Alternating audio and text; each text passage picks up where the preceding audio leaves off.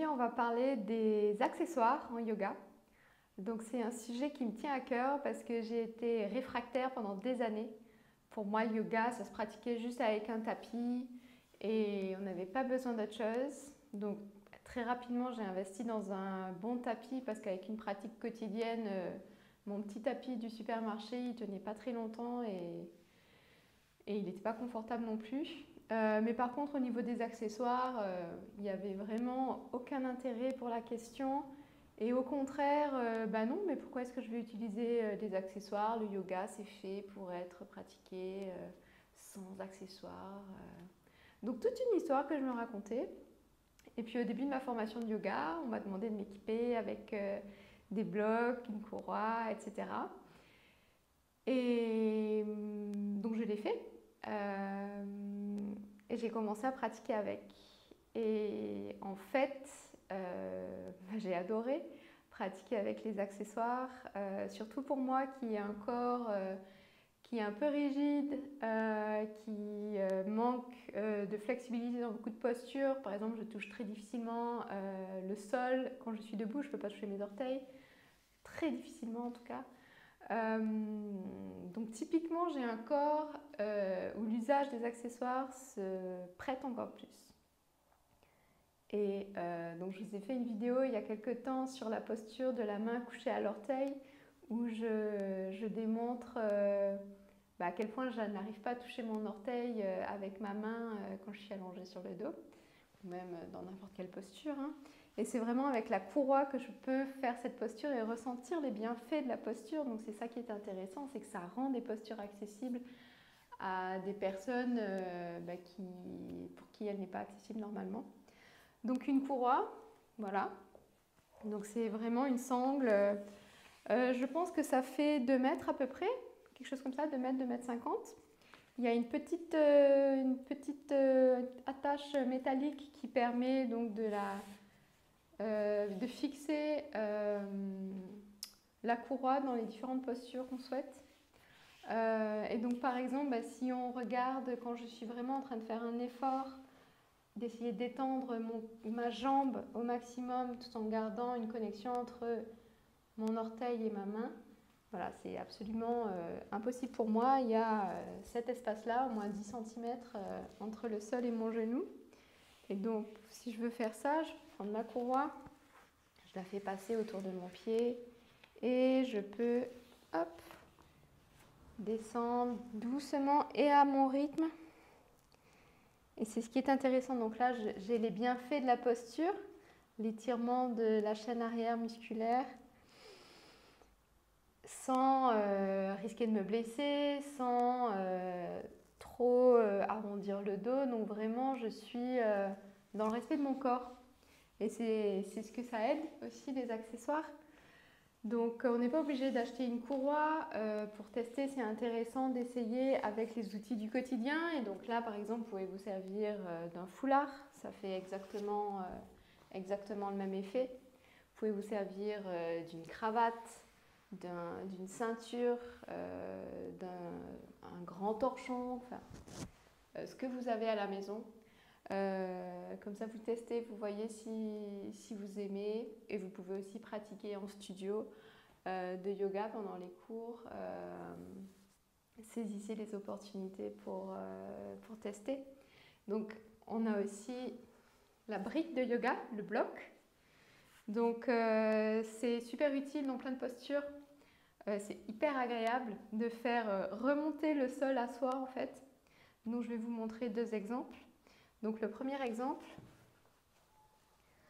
c'est dans cette posture. Donc, disons, si je fais passer mon pied à l'avant, hop.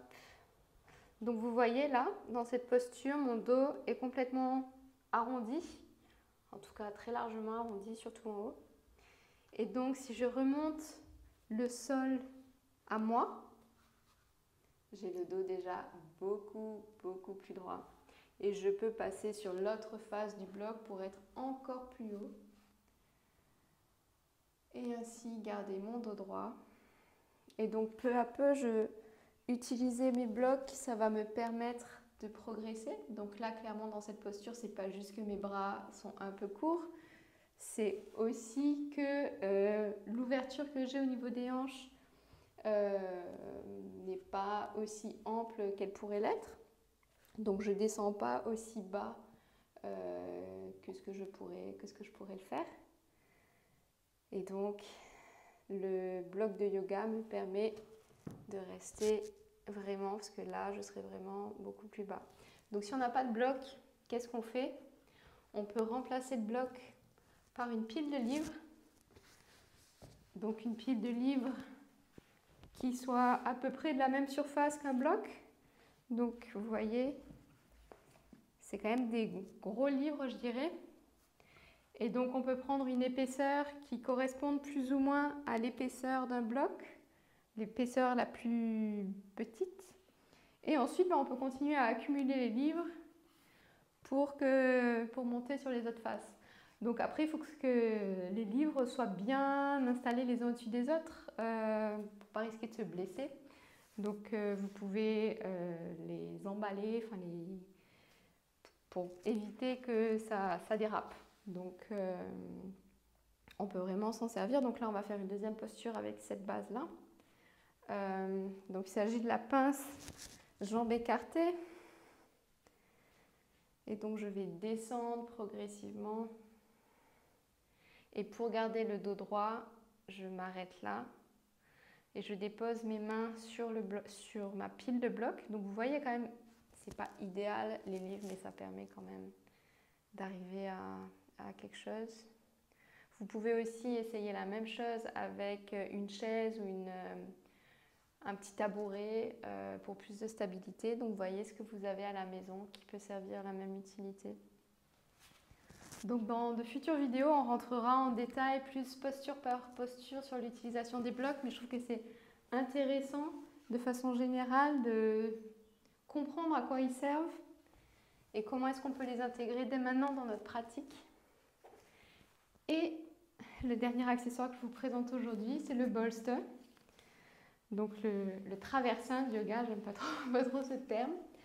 Quoique c'est utilisé beaucoup pour le yoga restaurateur. Donc le yoga restaurateur, c'est vraiment un yoga où on cherche à être soutenu, où chaque espace est soutenu. Donc par exemple, si je pars dans la posture de l'enfant, jambes écartées, donc je vais déposer mon bolster face à moi et déposer le haut de mon corps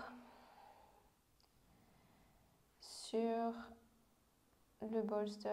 Je peux aussi l'avancer un petit peu plus proche de moi pour que mon ventre soit tout contre.